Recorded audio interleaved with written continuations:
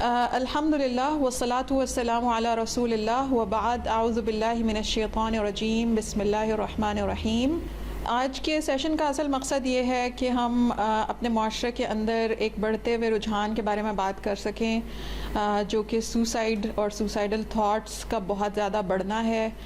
ہمارا میڈیا، ہمارا لٹریچر، ہر چیز اس کا ایک ثبوت ہے کہ یہ چیزیں بڑھتی جا رہی ہیں۔ اس کے علاوہ جو لوگ پبلک سے بہت زیادہ انگیج کرتے ہیں دعویٰ پلیٹ فارمز کے ذریعے یا ایجوکیشنل پلیٹ فارمز کے ذریعے، یا ہاسپٹل میں ڈاکٹرز ہیں، لائرز ہیں، وہ ہمیں بتا رہے ہیں کہ یہ چیزیں بہت بڑھ رہی ہیں۔ تعلیمی اداروں کے اندر اس چیز کی بہت شکایت آ رہی ہے۔ مدرز رابطہ کر رہی ہیں کہ ہمارے ٹین ایج بچے خاص طور پر، یا نیولی میرڈ یا پھر منگنی کے ٹائم میں جو لوگ ہیں، اگر بریک اپ ہو گیا تو اس طرح کی باتیں کرنے لگتے ہیں۔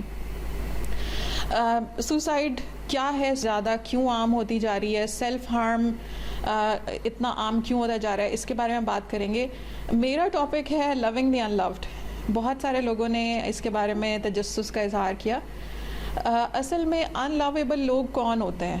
ان لویبل، اور ہمارے معاشرے میں ان لوڈ لوگ ان کو سمجھا جاتا ہے جو تھوڑا بہت خودکشی کے بارے میں باتیں کر رہے ہوں، مایوسی کی باتیں کر رہے ہوں، اپنے آپ کو نقصان پہنچانے کی بات کر رہے ہوں، تو لوگ کہنے لگتے ہیں کہ اس کے پاس تو مت بیٹھو، یہ تو ایسی باتیں کرے گا، یہ تو تمہیں بھی مایوس کر دے گا، یہ تو ڈپریشن پھیلا رہا ہے۔ خود ہم بھی کہتے ہیں، کچھ خاص شاعر ایسے ہیں جن کو آپ پڑھیں گے تو آپ تیسرے دن you end up into thinking about suicide. تو کم از کم سوسائڈل تھاٹس ضرور آنے لگتی ہیں ان کی شاعری پڑھ کے۔ اور کچھ لوگوں کو تو باقاعدہ ڈپریشن کا شاعر کا لقب بھی مل گیا ہمارے اردو شعراء میں سے۔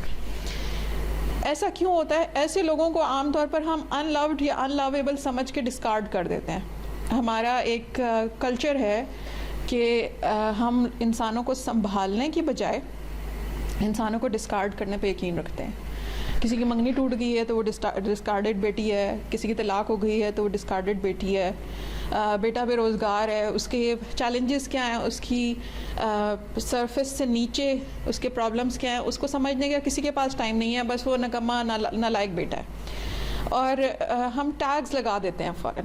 اسی طرح اگر کسی نے ریلیجن کے بارے میں 3 سے 4 سوال کر لیے تو ہم کہتے ہیں کہ یہ تو نا کوئی مرتد ہونے والا ہے، یہ تو اسی طرح کے سوال کرتا ہے۔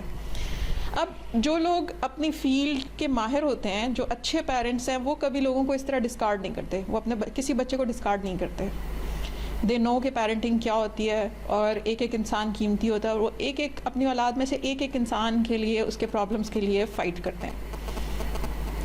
دوسرے نمبر پہ جو چیز ہمارے سامنے آتی ہے وہ یہ کہ جو اسکالرز ہیں، جو حقیقت میں اسکالرز ہیں، جنہوں نے لگ کر 18 سال 16 سال کی ایجوکیشن حاصل کی، اس کے بعد اسکالرز بنے ہیں، ایک زمانہ لگا کر انہوں نے اپنے دین کو پڑھا ہے، وہ پروفاؤنڈ اسکالرز میں آتے ہیں، وہ نیم ملا خطرہ ایمان میں نہیں آتے، وہ بھی لوگوں پہ اتنی جلدی گیو اپ نہیں کرتے۔ اگر میری کلاس میں کسی نے 3-4 سوال پوچھ لیے، اس کا یہ مطلب نہیں کہ وہ کافر ہو گئے ہیں۔ لیکن ہم میں سے کتنے لوگ ہیں جن کو اتنے ایجوکیٹڈ یا اتنے اسکلڈ لوگ نصیب ہوتے ہیں؟ کتنے بچے ہیں جن کو واقعی میں پیرنٹس جیسے پیرنٹس ملتے ہیں؟ کتنے سارے بچے تو ایسے ہیں جن کے پیرنٹس خود ضدی بچے جیسے ہوتے ہیں۔ اسی طرح کتنے لوگ خوش قسمت ہیں کہ وہ اچھے بڑے اسکالرز تک پہنچ سکیں اور ان سے باقاعدہ تعلیم حاصل کر سکیں۔ اور اگر ان سے باقاعدہ تعلیم حاصل نہ بھی کر سکیں، ہر کوئی ریلیجس ایکسپرٹ نہیں ہو سکتا، تو کتنے لوگ ایسے ہیں جو مساجد میں علماء تک ریچ آؤٹ کرتے ہیں جب ان کو ریلیجن کے بارے میں کوئی سوالات ہوتے ہیں؟ اور کیا ہم ان کی حوصلہ افزائی کرتے ہیں ایز اے معاشرہ؟ اگر کوئی سوال پوچھ رہا ہے تو کیا ہم ان کی حوصلہ افزائی کرتے ہیں کہ آپ نے سوال پوچھا، یہ اچھا سوال ہے، آئیں مل کے اس پہ بات کرتے ہیں، اس کا حل نکالتے ہیں؟ تو کہیں نہ کہیں ہمارے معاشرے میں ایک کلچر بن چکا ہے لوگوں کو ڈسکارڈ کرنے کا، لوگوں کو ڈیفیکلٹ قرار دے کر یہ کہنے کا کہ چلو بس کرو، یہ تو ایسا ہی ہے، اس کے ساتھ سر کھپانے کا کوئی فائدہ نہیں ہے۔ پھر یہ کہ ہم بات بے بات بحث کرنے بیٹھ جاتے ہیں، ہر جگہ پہ ڈنر کے ٹیبل پہ بحث شروع ہو جائے گی، یا پھر کھڑے کھڑے ایک دوسرے کے اوپر چیخ چلا لیں گے. ٹیچر کلاس میں بچوں کو ایموشنلی ابیوز کم از کم کر لیتے ہیں, اگر فزیکل ابیوز نہیں بھی کر سکتے اچھے انسٹیٹیوشنس کے اندر. تو ہم ایک دوسرے پہ چیخ چلا لیتے ہیں, غلط موقعوں پر ایک دوسرے کے ساتھ غلط طریقے سے کمیونیکیٹ کرتے ہیں. لیکن کتنے لوگ ہیں جنہوں نے نوجوانوں کو ایسے پلیٹ فارم دیے ہوں جہاں بیٹھ کر وہ کسی موضوع پہ ڈیبیٹ کر سکیں جو ان کو بادر کر رہا ہو. پیرنٹنگ سے لے کر ریلیجن تک, آپ کے سوشل کسٹمز تک, آپ کی جو ہے وہ سوشل نارمز تک, ہم نے کبھی کوئی ایسا پلیٹ فارم نہیں دیکھا جہاں پر ہر رنگ کے لوگوں کو آنے کی اجازت ہو اور ہر رنگ کے لوگوں کو بولنے اور پھر بحث کی اجازت ہو. مجھے کافی سارے لوگ کہتے ہیں کہ برینی بنچ پہ آپ فیمنزم کے بارے میں بات کریں, تو میں کہتی ہوں کہ وہ کتنی آتھینٹک ٹاک ہوگی. میرا مسئلہ یہ نہیں ہے کہ میں ایک ٹاک کرا دوں, وہ کتنی آتھینٹک ہوگی. کوئی ریئل ایگریسو فیمنزم کو ماننے والی خواتین میرے ساتھ بیٹھ کر آتھینٹک جینون ڈسکشن یا ڈائلاگ کے لیے تیار ہوں گی؟ اور کیا ہمارے آڈینس سننے کو تیار ہوں گے؟ میرے آڈینس مجھے ہی کافر یا زندیق قرار دے دیں گے اگر میں نے لوگوں کو بولنے کا موقع دیا اپنے پلیٹ فارم پہ. تو ہم سب کے پریشرز ہیں, ہم سب جہاں کھڑے ہیں ہمارے اوپر پریشرز ہیں. میری حفصہ دعویٰ میں میری فرینڈ ہیں اور میں ان سے بہت کچھ سیکھتی ہوں. ینگ مائنڈ سے آپ سیکھتے ہیں. تو انہوں نے ایک مرتبہ بہت اچھی بات کہی تھی کہ جب ہم سینسٹیو ٹاپکس پہ بات کرنا شروع کرتے ہیں اور جیسے برینی بنچ سوال اٹھاتا ہے اور پرابلم سالونگ کی ہم کوشش کرتے ہیں, تو کچھ لوگوں کا وہ گڈ گرل سینڈروم جاگ جاتا ہے. تو انہوں نے وہ مجھے بہت اچھی بات کہی کہ گڈ گرل سینڈروم بھی ہوتا ہے نا, کہ اچھی اچھی باتیں کرنی ہیں, بس یہ کہنا ہے کہ ہم تو مومن ہیں, ہم تو ایمان لائے. حالانکہ اسلام یا قرآن آپ کو اس طرح کا مومن نہیں بنانا چاہتا. حضرت عمر رضی اللہ عنہ نے بڑے ڈیفیکلٹ کوسچنز کے اوپر سوچا, بات کی, پھر جا کے مانا. نبی صلی اللہ علیہ وسلم کے خطبات میں لوگ کھڑے ہو جاتے تھے اور سوال کر لیتے تھے. خود حضرت عمر رضی اللہ عنہ خطبہ دے رہے تھے, اور جب انہوں نے ایک کہا کہ حق مہر بہت مہنگا ہو گیا اور نوجوانوں کو شادی میں مشکل ہو رہی ہے, تو انہوں نے کہا کہ میں حق مہر کی ایک حد مقرر کر دیتا ہوں. تو ایک خاتون مجمع میں سے کھڑی ہوئیں, اور یہ خطبے کے آداب میں سے کہ آپ آپس میں بات نہیں کرتے لیکن آپ خطیب سے بات کر سکتے ہیں. تو وہ کھڑی ہوئیں اور انہوں نے حضرت عمر سے کہا قرآن کی آیت پڑھ کے کہ آپ حق مہر کی حد کیسے مقرر کر سکتے ہیں, جبکہ اللہ تعالیٰ یہ کہتے ہیں کہ اگر تم نے بیویوں کو حق مہر میں خزانہ بھی دے رکھا ہو تو ان سے واپس مت لو. تو انہوں نے ورڈ قنطار سے یہ استدلال کیا کہ حضرت عمر یا کسی حکمران کا کوئی حق نہیں ہے کہ وہ حق مہر کی زیادہ سے زیادہ حد کو کم کر کے کوئی حد مقرر کریں. کسی نے ان کو مرتد نہیں کہا, کسی نے ان کو منکر یا گستاخ نہیں کہا. حضرت عمر کون تھے؟ وہ لوگ جو نبی صلی اللہ علیہ وسلم کے ساتھیوں میں سے ہیں, لیکن انہوں نے کسی کو سوال اٹھانے پر برا نہیں کہا. قرآن مجید کو آپ دیکھیں, قرآن مجید میں ملحدین کے سوالات کا ذکر ہے. قرآن مجید میں کافروں, مشرکوں, ملحدوں اور یہود اور نصارہ کے انتہائی گستاخانہ سوالات کا ذکر ہے. حتیٰ کہ اگر وہ کہتے ہیں کہ خدا کی بیوی ہے تو اللہ تعالیٰ نے اس سوال کا بھی جواب دیا ہے. لیکن اسی قرآن کو ماننے والوں نے اپنے معاشرے کے لوگوں کے لیے اتنی گھٹن کھڑی کر رکھی ہے کہ کسی سوال کو کرنے کی اجازت نہیں ہے, کوئی بات پوچھنے کی اجازت نہیں ہے. میں اسلامک اسٹڈیز کی کلاسز لینا شروع کرتی ہوں ہر سیمسٹر میں یا ہر سال میرے پاس نئے اسٹوڈنٹس ہوتے ہیں, تو میں پہلی کلاس میں ان سے کہتی ہوں کہ میری کلاس میں آپ کو سوالات پوچھنے کی اجازت ہے, تو اپنے دلوں میں سوال مت رکھیں, آپ مجھ سے پوچھ لیں. تو مجھے پتہ ہے کیا سننے کو ملتا ہے, وہ کہتے ہیں کہ میم اگر ہم ٹیچر سے سوال کریں تو ٹیچرز ناراض ہو جاتے ہیں, اور ٹیچرز کہتے ہیں کہ تم ہمیں چیلنج کر رہے ہو, تم بڑی باتیں کرتے ہو کلاس میں. ٹیچرز کلاس سے باہر روک کر کہتے ہیں کہ تم بڑی باتیں کرتے ہو, زیادہ بولا نہ کرو. تو میں ان سے کہتی ہوں کہ میری کلاس میں بہرحال آپ کو اجازت ہے, اور ہماری ہر کلاس کے اینڈ پر ایک بہت انگیجنگ Q&A سیشن ہوتا ہے, جو برینی بنچ کے سیشنز میں بھی ہمیشہ سوالات کا سیشن ہوتے ہیں, اور لوگوں کے بڑے اچھے اچھے سوال آتے ہیں. آج بھی انشاءاللہ آپ کے پاس ٹائم ہوگا, آخر میں آپ سوالات پوچھ سکتے ہیں, تو آپ اپنے سوال کمپائل کرتے رہیں اپنے پاس, ہم انشاءاللہ آخر میں آپ سے لیں گے. کہنے کا مقصد کیا ہے کہ ہم صرف سنانے کے عادی ہیں. As teachers, as parents, as scholars ہم اپنے آڈینس کو بولنے کی اجازت نہیں دیتے. لوگ آخری منٹ کے آخری سیکنڈ تک مائک کی جان نہیں چھوڑتے اور کسی آڈینس میں سے کسی کو نہیں دیتے کہ یہ بھی سوال پوچھ لیں. اتنی گھٹن والے معاشرے کے اندر برینی بنچ کا ہمیشہ سے یہ مقصد رہا ہے کہ ہم پرابلم سالونگ کریں, ہم پرابلم کا حصہ نہ بنیں. دین کی تبلیغ کے نام پر جو گھٹن پھیلائی جا رہی ہے, آپ کو کسی نہ کسی فرقے کے ڈبے میں ڈال کر اس کے بعد آپ کو بتایا جاتا ہے کہ آپ اس فرقے سے ہیں اس لیے آپ چپ رہیں. اگر کوئی انسان مین اسٹریم مسلم ہے تو وہ مسلمانوں کے سارے معاملات پہ بات کیوں نہیں کر سکتا؟ اور سب مسلکوں کے لوگ مل کر کیوں نہیں کام کر سکتے؟ قرآن ایک ہے, نبی ایک ہے, قبلہ ایک ہے, کتاب ایک ہے اور سب کا خدا ایک ہے. تو پھر اتنی تقسیم اور اتنی گھٹن کہاں سے آئی ہے؟ اس کی بنیادی وجہ یہی ہے کہ ہم تعلیم اور تعلم کے معاملے میں نبی کریم صلی اللہ علیہ وسلم کی سنت کو فالو نہیں کر رہے. سکھانے والوں کی اپنی انسیکیورٹیز ہیں, وہ سوالوں کے جواب نہیں دینا چاہتے. پوچھنے والے اس ڈر سے نہیں پوچھتے کہ اگر میں نے سوسائڈ کے بارے میں سوال پوچھا کوئی مجھے جج کرے گا. آج یہاں پر نہ تو کوئی ان لویبل ہے, نہ ہم کسی کو جج کریں گے, نہ ہی کوئی ان لوڈ ہے, نہ یہاں پہ کوئی برڈن ہے, نہ ہی یہاں پر کسی کو سوال پوچھنے پر غور سے دیکھا جائے گا کہ اس نے سوال پوچھا تھا نا تو یہ لازماً سوچ رہی ہے خودکشی کے بارے میں.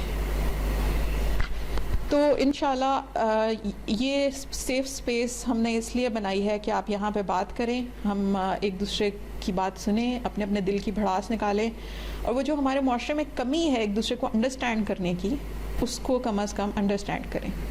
سوسائڈ کے معاملے میں جو سب سے پہلی بات ہم کرتے ہیں, جس ٹائم ہمارے سامنے سوسائڈل تھاٹس آتی ہیں یا پھر کوئی ہمارے سامنے اس قسم کی بات کرتا ہے تو ہم اسے کہتے ہیں سوسائڈ تو حرام ہے, کبیرہ گناہ ہے, چپ ہو جاؤ, اس کے بارے میں بات نہ کرو. اسی محفل میں لوگ جھوٹ بولتے ہیں جو کبیرہ گناہ ہے, اسی محفل میں لوگ چغلیاں اور غیبتیں کر کے اٹھتے ہیں, اسی محفل میں لوگ غیبتیں اور بہتان لگا کے اٹھتے ہیں. لیکن برا کون ہے؟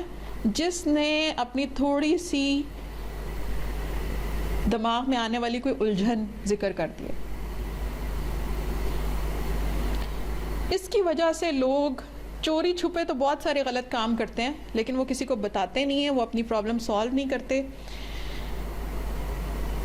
جو بیسک غلطی ہم یہ کر رہے ہیں کہ ہم یہ تو بتاتے ہیں کہ سوسائڈ حرام ہے, لیکن ہم یہ نہیں بتاتے کہ ظلم بھی حرام ہے, کسی پہ جبر کرنا بھی حرام ہے, کسی پہ تشدد کرنا بھی حرام ہے. عورتیں ڈومیسٹک وائلنس سے تھکی ہوئی آتی ہیں, نہ جانے کتنے دن اور کتنی راتیں انہوں نے اپنی سیلف اسٹیم کی دھجیاں بکھرتے ہوئے دیکھی ہوتی ہیں. وہ آ کے میرے سیشن میں بات کر رہی ہوتی ہیں کہ ان کے میاں نے یہ کیا وہ کیا. اس ٹائم کوئی اور خاتون بول پڑتی ہیں, وہ کہتی ہیں نہیں عورتیں ویسے بھی اپنے شوہروں کو بہت تنگ کرتی ہیں نا, تو یہ ان کو پرووک کرتی ہیں تو پھر وہ ہاتھ اٹھا لیتے ہیں. تو میرے شوہر تو بہت اچھے, میرے میاں تو ایسے ہیں, میرے میاں تو ویسے ہیں, اور میں یہ کرتی ہوں, جب انہیں غصہ آتا ہے میں یہ کرتی ہوں. تو میں ان سے کہتی ہوں, میں چونکہ خاموشی سے سن رہی ہوتی ہوں سوال, میں ان سے کہتی ہوں پلیز ان کو مکمل کرنے دیں. تو وہ خاتون پھر بولنا شروع ہو جاتی ہیں ان کی بات کاٹ کے اور کہتی ہیں کہ نہیں میرے میاں تو ایسے ہیں. تب میں ان سے کہتی ہوں کہ دیکھیں وہ اپنے میاں کی شکایت کر رہی ہیں, ٹرائی ٹو انڈرسٹینڈ ہر. اگر میرے والد اچھے شوہر تھے, اچھے باپ تھے, تو اس کا یہ مطلب نہیں ہے کہ میرے سیشن میں آنے والی کوئی خاتون اگر اپنے شوہر کے ایموشنل ابیوز یا فزیکل ابیوز کا ذکر کرتی ہے تو میں اس کو ڈینائی کر دوں. ضروری نہیں ہے کہ آپ نے اپنی ایک لائف میں ایک مانسٹر دیکھا ہو تو آپ مانسٹرز کی موجودگی پہ یقین کریں. اور بہت سارے دینی درس ایسے ہو رہے ہیں جہاں پر عورتوں سے یہ کہا جاتا ہے کہ ایموشنل ابیوز تو ابیوز ہے ہی نہیں. اگر شوہر کھانے میں کیڑے نہیں نکالے گا تو وہ شوہر کیسا ہوا؟ اگر شوہر آپ کی ناک کا مذاق نہیں اڑائے گا, یہ تو نارمل چیزیں, یہ تو ہوتی ہیں. یہ نارمل چیزیں کیسے ہیں؟ بہت ساری درس دینے والی خواتین ایموشنل ابیوز کو جائز سمجھتی ہیں, سوسائڈ کو حرام سمجھتی ہیں. پھر مجھے یہ بتائیں کہ پھر کیوں نہ سوسائڈل تھاٹس آئیں اور کیوں نہ لوگ ان کو اپنے اندر چھپا کر رکھیں اور کیوں نہ ایک دن خاموشی سے ان پہ عمل کر دیں, جب ہم نے ان کو بولنے کا موقع ہی نہیں دیا, ہم نے ان کی بات سنی ہی نہیں, ہم نے ان کو انڈرسٹینڈ ہی نہیں کیا. تو ان لویبل لوگ یا ان لوڈ لوگ اتنے بھی مشکل نہیں ہوتے, وہ اتنے بھی ڈیفیکلٹ نہیں ہوتے. بلیک شیپس اتنی بھی بلیک نہیں ہوتی، اسکیپ گوٹ اتنے بھی ناکارہ نہیں ہوتے کہ ان کو برڈن قرار دے کر آپ ان کو باہر نکال دیں معاشرے سے۔ دوسری چیز جو ہمیں سمجھنے کی ہے کہ جب معاشرے میں اتنا ظلم ہے، تشدد ہے، پولیس اور عدلیہ جو آپ کو ظلم سے بچانے والے لوگ ہیں ان کی موجودگی اور ان کی مدد کے ساتھ ظلم ہو رہا ہے، وہ ہر کام میں انوالوڈ ہے، ایسے معاشرے میں ہم سب کچھ کرنے کی بجائے لیکچر دینے کے عادی ہیں۔ جو کام کسی کے آنسو پہنچ کر اسے گلے سے لگا کر تھوڑی دیر اس کا ہاتھ پکڑ کے اس کی بات سننے سے ہو سکتا ہے، اس کے بدلے ہم لیکچر دیتے رہتے ہیں۔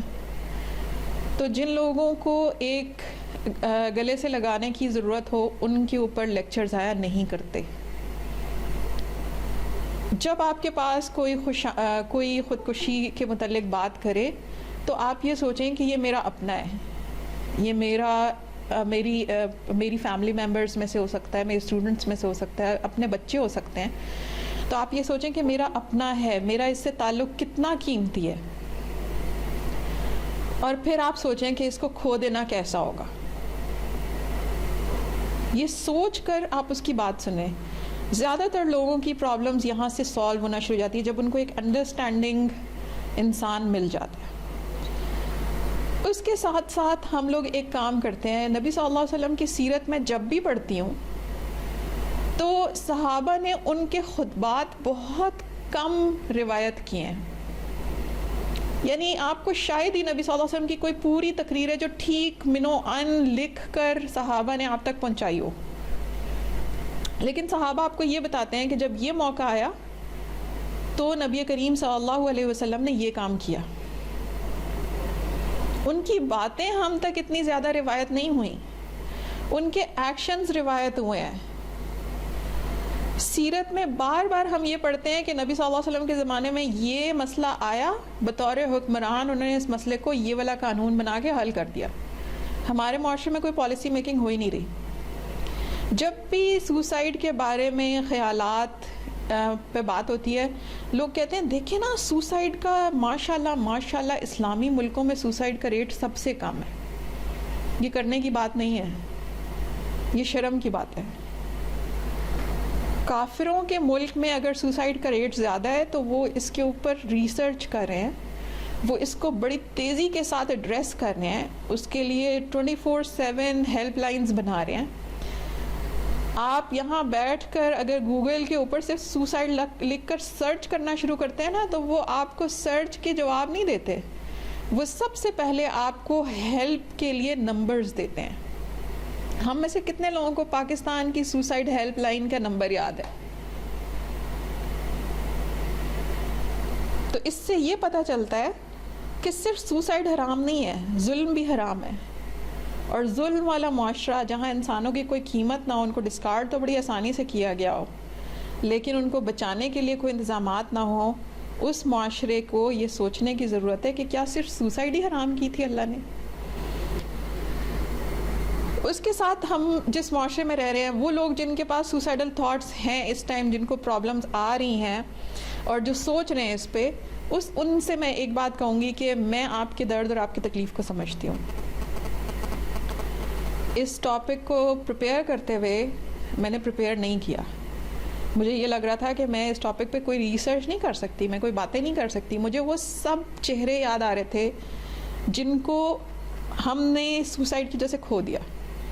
میرے جاننے والے بہت سارے لوگوں کے چہرے میری آنکھوں کے سامنے آ رہے تھے، میری کلاس فیلوز اور جاننے والے لڑکیاں لڑکے جنہوں نے ٹین ایج میں سوسائڈ کر لی، 20 to 25 کی ایج میں سوسائڈ کر لی۔ یہی ایج گروپ سب سے زیادہ ولنریبل ہے، یعنی وہ بچے جو ٹین ایج سے گزر رہے ہیں،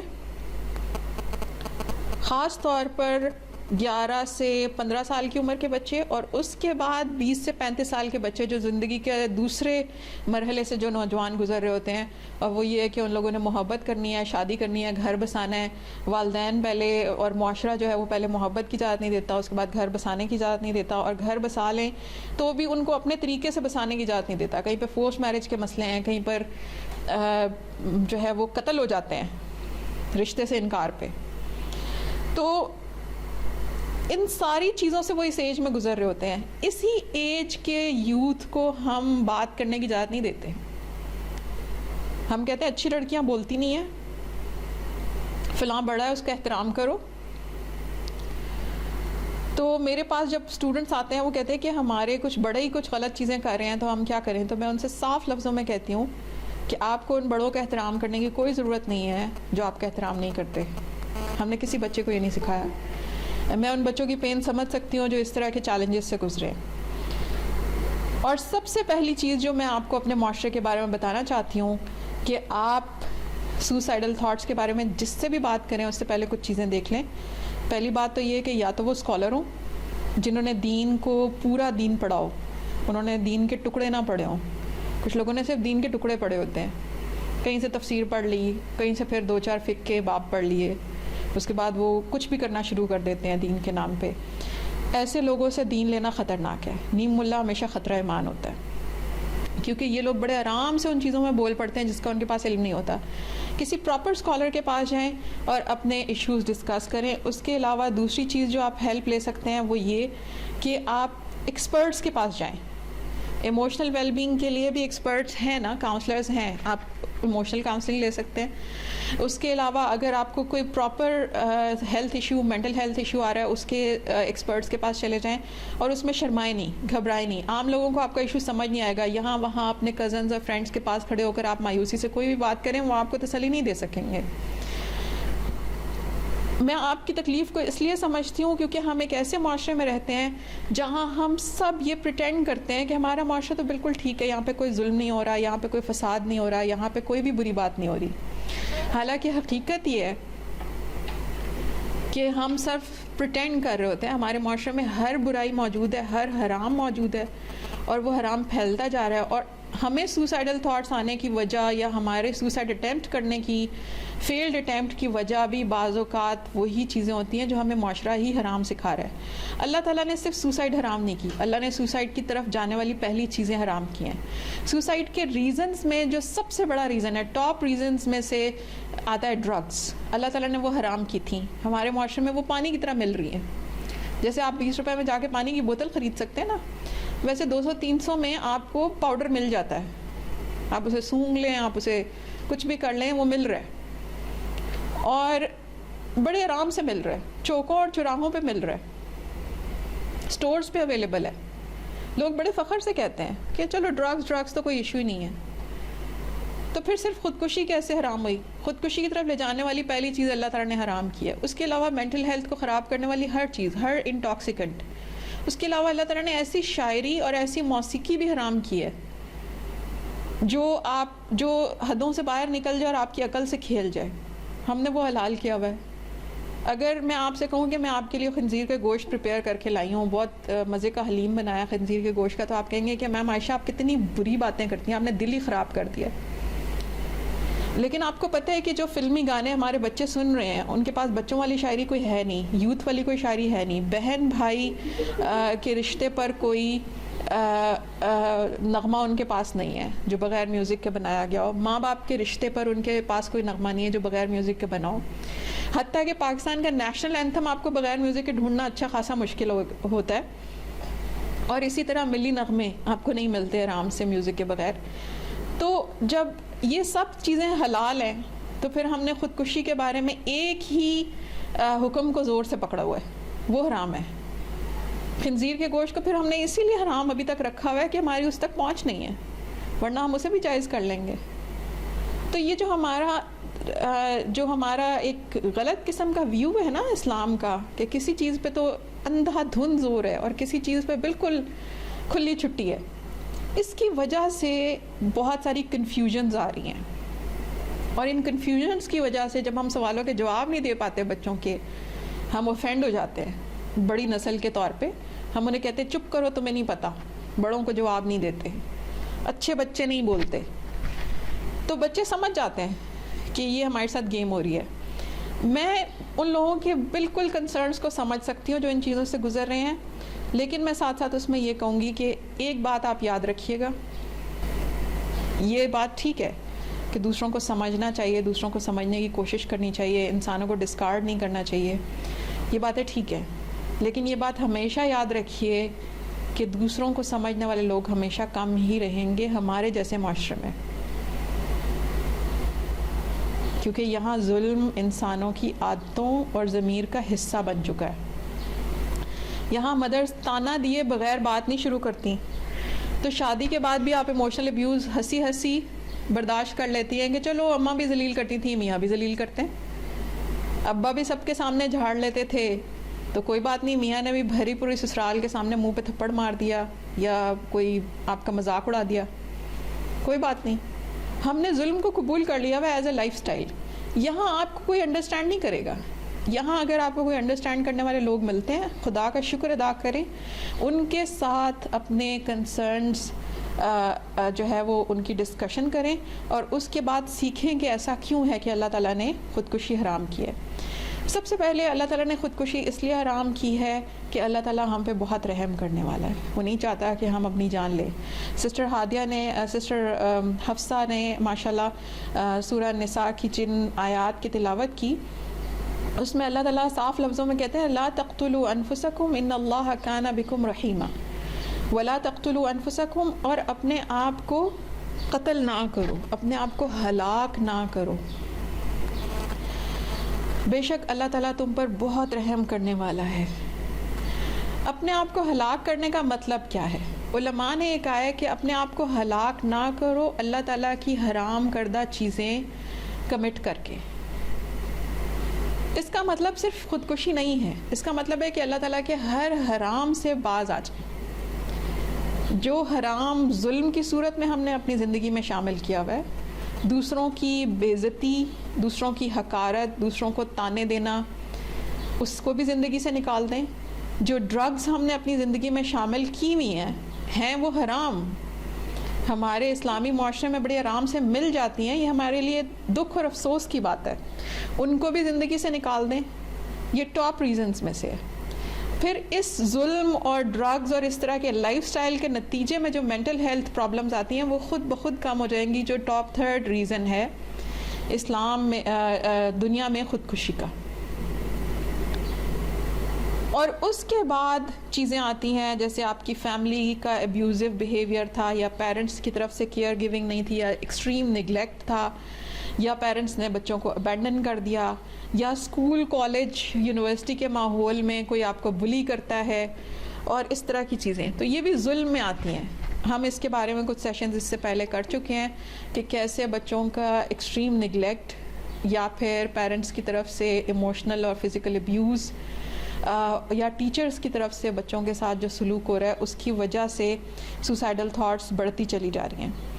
ظاہری سی بات ہے کہ ہر وقت اگر آپ کو یہ کوئی بتائے گا کہ آپ بوجھ ہیں، آپ تو کسی قابل ہی نہیں ہیں اور آپ تو کچھ کر ہی نہیں سکتے، آپ نے تو زندگی میں کچھ کیا ہی نہیں ہے، تو آہستہ آہستہ سیلف اسٹیم ختم ہونے لگتی ہے. اس کے بعد جب ہم یہ سب چیزیں کر لیں گے تو ہمیں یہ یاد رکھنے کی بات ہے کہ جس طرح ڈرگز لینا حرام ہے اور کبیرہ گناہوں میں سے ایک ہے، اسی طرح خودکشی بھی حرام ہے اور کبیرہ گناہوں میں سے ایک ہے. اللہ نے اسے حرام اس لیے کیا ہے کہ اللہ آپ پہ رحمت کرتا ہے، اللہ تعالیٰ آپ پہ رحم کرنے والا ہے. بہت سارے لوگ یہ شکوہ کرتے ہیں کہ اچھا سارا ظلم بھی میں سہوں اور اس کے بعد خودکشی بھی میں نہ کروں، میرے لیے تو کوئی جانے کی جگہ ہی نہیں ہے. اور اسی طرح کی کوئی بات ایک شاعر نے بھی کی ہے کہ خدایا تیرے آزاد بندوں کی نہ یہ دنیا نہ وہ دنیا، یہاں جینے کی یہاں مرنے کی پابندی، وہاں جینے کی پابندی. تو اس طرح کے شکوے انسان کے دماغ میں آتے ہیں. اس کا حل کیا ہے؟ ان شکووں کا حل یہ ہے کہ آپ اسکالرز سے باقاعدہ توحید پڑھیں. اللہ اور بندے کا تعلق کیا ہے؟ جب ہمیں اللہ اور بندے کا تعلق پتہ نہیں ہوتا تو ہمیں یہ لگتا ہے کہ خدا بس سزائیں دینے والا ایک ماسٹر ہے اور ہم جو ہے نا وہ بس اس کے ہاتھوں سزائیں لینے کے لیے پیدا ہوئے ہیں. ہماری فیملی بھی ایک سزا ہے، ہماری میرٹل لائف بھی ایک سزا ہے. جو لوگ سنگل ہیں ان کو لگتا ہے کہ میرے اوپر سنگل ہونے کی سزا اللہ نے مسلط کی ہوئی ہے. تو اللہ کے بارے میں بڑے خطرناک قسم کے خیالات بھی آتے ہیں. اس میں آپ اسکالر سے ڈسکس کریں، اپنے عقیدے کو پڑھیں، اور جیسے جیسے آپ عقیدے کو پڑھتے ہیں آپ کو اللہ کی رحمت سمجھ آتی ہے تو آپ ان چیزوں سے باہر نکلنا شروع ہو جاتے ہیں. دوسری بات جو خودکشی کے حرام ہونے کی ہے وہ یہ ہے کہ لوگ آپ کو مارنا چاہتے ہیں تو آپ کیوں مرنا چاہتے ہیں؟ آپ کا کیا خیال ہے؟ وہ لوگ جو اتنے بدتمیز ہیں کہ وہ آپ کے منہ پر آپ سے بدتمیزی کرتے ہیں, بے عزتی کرتے ہیں, آپ کے اوپر ہاتھ اٹھاتے ہیں, وہ لوگ جو آپ کو بلی کرتے ہیں, جو آپ کو ہراس کرتے ہیں, وہ لوگ جنہوں نے برسوں سے آپ کا حق مہر بھی کھایا, آپ کو کبھی نفقہ بھی نہیں دیا, آپ کی وراثت بھی کھا گئے اور آپ کو عزت بھی نہیں دی, آپ کو فیملی ممبرز بھی نہیں سمجھا, وہ کبھی آپ سے معافی مانگیں گے؟ وہ کبھی نہیں مانگیں گے. تو یہ مان لیں کہ آپ کی عزت اور رسپیکٹ اللہ تعالیٰ نے اتنی رکھی ہے کہ آپ کی جان امپورٹنٹ ہے, آپ وردی ہیں اللہ کی رحمت کی. اور ہاں, آپ غلط لوگوں میں ہیں, وہاں سے نکلنا آپ کا پورا حق ہے. آپ چاہے تو کسی بھی طریقے سے وہاں سے نکلیں, آپ وہاں سے نکل جائیں. جس گھر میں آپ کی مینٹل ہیلتھ خطرے میں ہے, آپ کو وہاں رکنے کی ضرورت نہیں ہے. جس ایجوکیشنل انسٹیٹیوشن میں ٹیچر آپ کو ٹیچر سمجھ کر, آپ کو اسٹوڈنٹ سمجھ کر آپ کو ڈیل نہیں کر رہا اور آپ کو تنگ کر رہے ہیں, آپ وہ ٹیچرز بھی بدل سکتی ہیں, آپ وہ ایجوکیشنل انسٹیٹیوشن بھی بدل سکتی ہیں. جب بھی آپ کی زندگی میں کوئی مسئلہ آئے گا, شیطان آپ کو کہے گا کہ آؤ میں تمہیں وے آؤٹ دکھاتا ہوں, اور وہ آپ کو کسی حرام دروازے کے پاس لے جائے گا. اس ٹائم سب سے بڑا چیلنج یہ ہے کہ آپ نے حضرت موسیٰ علیہ السلام کی بات یاد رکھنی ہے, جنہوں نے کہا تھا کلا ان معی ربی سیہدین. ہرگز نہیں, الٹے کاموں میں ہم نے نہیں جانا. کیوں؟ اس لیے کہ میرے ساتھ میرا رب ہے جو مجھے ہدایت دے گا. اپنے رب کے بارے میں علم حاصل کرنا ہے, اس کے حکموں کے بارے میں علم حاصل کرنا ہے, تاکہ ہمیں پتہ چلے اس کی رحمت کی سمجھ آئے. اور یہ نہیں سوچنا کہ ہم ورتھ لیس ہیں. اب بالکل اسی طرح اللہ تعالیٰ قرآن میں دوسری جگہ کہتے ہیں وَلَا تُلْقُوا بِأَيْدِيكُمْ إِلَى التَّهْلُكَةِ وَأَحْسِنُوا إِنَّ اللَّهَ يُحِبُّ الْمُحْسِنِينَ. اپنے ہاتھ سے اپنے آپ کو ہلاکت میں نہ ڈالو, اور لوگوں سے احسان کا معاملہ کرو. اللہ تعالیٰ احسان کا معاملہ کرنے والوں کو پسند کرتے ہیں. اگر ہم صرف اس آیت پہ عمل کرنا شروع کر دیں تو ہمارا معاشرہ اتنا پازیٹیو ہو جائے گا کہ کسی کا یہاں مرنے کا دل نہیں کرے گا. یہ کیسے ہو سکتا ہے کہ اچھے اخلاق والے مسلمان آپ کے ارد گرد ہوں اور آپ کا مرنے کا دل کرے, احسان کرنے والے لوگ آپ کے ارد گرد ہوں اور آپ کا مرنے کا دل جائے. مرنے کا دل تو تبھی چاہتا ہے نا جب ہر وقت بدتمیزی کرنے والے نیگیٹو لوگ آپ کے ارد گرد ہوں, تو پھر آخرکار دل چاہتا ہے کہ یہاں سے نکل جائے. تو اللہ تعالیٰ نے جو فرمایا کہ اپنے آپ کو خود اپنے ہاتھ سے ہلاکت میں ڈالو, یہ صرف یہ نہیں ہے کہ میں اپنی گردن پہ چھری نہ چلاؤں یا میں درخت سے لٹک نہ جاؤں.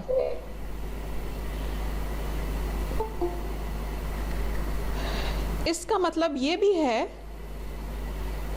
کہ اپنے ہاتھ سے خود کو اس ماحول میں قید نہ رکھیں جو آپ کے مینٹل ایموشنل ہیلتھ کے لیے اچھا نہیں ہے. جس گھر میں آپ ہر وقت آنسو بہاتی رہتی ہیں, جس گھر میں ہر وقت لوگوں کی بدتمیزی کی وجہ سے آپ کا موڈ اپسیٹ ہو جاتا ہے, جس انسٹیٹیوشن میں آپ کو پتہ ہے کہ روزانہ کسی ایک خاص ٹیچر کی کلاس اصل میں آپ کے لیے ٹارچر سیل ہوگی, وہاں جانے کی ضرورت نہیں ہے. اپنی ایموشنل اور مینٹل ہیلتھ کے ذمہ دار ہم خود ہیں. جس طرح ہم کسی کرسی پہ بیٹھیں اور ہمیں لگے کہ یہ ہمارے لیے کمفرٹیبل نہیں ہے, ہم اس کو چھوڑ دیتے ہیں. بالکل اسی طریقے سے اگر آپ کو لگتا ہے آپ ایسے ماحول میں پھنسی ہوئی ہیں جہاں آپ کے لیے زندگی مشکل سے مشکل تو ہو رہی ہے لیکن آسان نہیں ہو رہی, تو یاد رکھیں کہ وہ گھر جو آپ کو تحفظ, سکون اور محبت نہ دے, وہاں سے نکلنا آپ پہ فرض ہے. اپنی جان بچانا آپ پہ فرض ہے. یہ اللہ تعالیٰ نے انسان کی جبلت میں بھی رکھا ہے. انسان کی انسٹنکٹ ہے کہ جب اسے خطرہ محسوس ہوتا ہے وہ یا دوڑ پڑتا ہے یا وہ چیخ پڑتا ہے یا وہ اپنے آپ کو بچانے کی کوشش کرتا ہے. یہ ہماری اینیمل انسٹنکٹ میں بھی ہے. تو وہی چیز ہم نے یاد رکھنی ہے, اور ہم نے اس دھوکے میں نہیں آنا کہ نہیں یہ تو ٹیچر ہیں, یہ تو فیملی ہے, یہ تو اپنا گھر ہے, اس کو چھوڑ کے کدھر جاؤں. گھر وہ ہے جدھر آپ رہیں گی, گھر وہ ہے جدھر سکون ہو, تحفظ ہو, محبت ہو. آپ جہاں رہیں گی وہ آپ کا گھر ہوگا. تو یہ مت سوچیں کہ آپ نے اس برے ماحول میں صرف اس لیے رہنا ہے کیونکہ آپ کو اپنی فیملی سے بڑا پیار ہے یا آپ کو اپنے اس تعلیمی ادارے سے بڑا پیار ہے. اس کے ساتھ ہم نے ایک بات یاد رکھنی ہے کہ ہمارے اوپر اپنی جان کی حفاظت فرض ہے. اگر آپ کسی ایسے ماحول میں ہیں جہاں کوئی بار بار آپ کو پرووک کر رہا ہے اور کہہ رہا ہے کہ تم مر جاؤ, تم مر کیوں نہیں جاتی, تم اتنی ڈھیٹ ہو, اگر تم تھوڑی سی غیرت والی ہوتی تو مر گئی ہوتی, اس طرح کی باتیں, اور اگر کوئی آپ سے کہے جاؤ جا کر ڈوب مرو، اور آپ کو مستقل اپنے آپ کو مارنے کے مشورے دے رہا ہو، اس وقت آپ نے یہ بات یاد رکھنی ہے کہ میری جان اللہ کا دیا ہوا تحفہ ہے، میں نے کسی بدبخت انسان کی باتوں میں آ کر اپنی جان نہیں لینی۔ جو مجھے مرنے کی باتیں کر رہا ہے اس کو اصل میں اپنے آپ سے نفرت ہے۔ زیادہ تر لوگ جو ہوتے ہیں جن کا یہ مسئلہ ہوتا ہے کہ وہ دوسروں کو کہتے رہتے ہیں کہ تم مر کیوں نہیں جاتی، تم ایسی ہو، تم ویسی ہو، وہ لوگ اپنے آپ سے نفرت کرتے ہوتے ہیں، لیکن وہ اپنی نفرت آپ پہ الٹ دیتے ہیں اور آپ کی سیلف اسٹیم لو کر دیتے ہیں۔ آپ ان کی وجہ سے جا کر اچانک اپنے آپ کو مارنے کی کوشش کرتی ہیں۔ تو آپ نے یہ بات یاد رکھنی ہے کہ ان کے اپنے مینٹل ہیلتھ ایشوز ہیں، اس لیے وہ ایسی باتیں کر رہے ہیں۔ تو آپ ان لوگوں پہ ترس کھائیں، ان لوگوں کی مدد کر سکیں اگر اس سے نکلنے میں تو ٹھیک ہے، ورنہ ان کی باتیں سننا یا پھر ان کے ارد گرد رہنا چھوڑ دیں۔ جو لوگ کسی دوسرے کے ساتھ اس طرح کا سلوک کرتے ہیں ان کو یہ بات یاد رکھنی چاہیے کہ وہ کسی کی جان پہ حملہ کر رہے ہیں، اور نبی صلی اللہ علیہ وسلم نے فرمایا کہ ہر انسان کی جان دوسرے کے اوپر حرام ہے، تو وہ ایک حرام کام کر رہے ہیں۔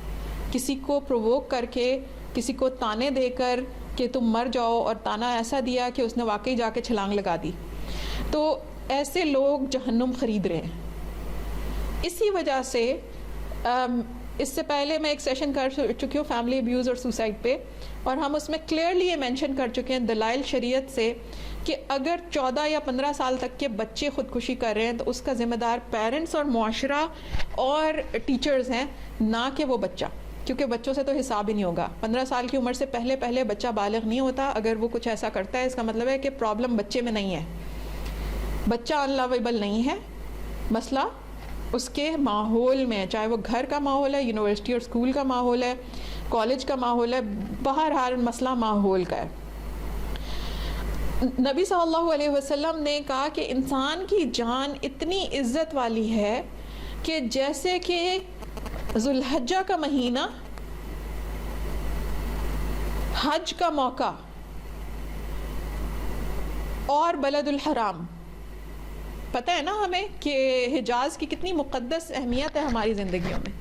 تو نبی صلی اللہ علیہ وسلم نے ہم سے واضح لفظوں میں کہا کہ تم لوگوں کی جان ایک دوسرے کے لیے اتنی ہی مقدس ہے جیسے کہ حج کا موقع، اور حج کے موقع پر وہ مبارک شہر جس میں نبی صلی اللہ علیہ وسلم خطبہ دے رہے تھے۔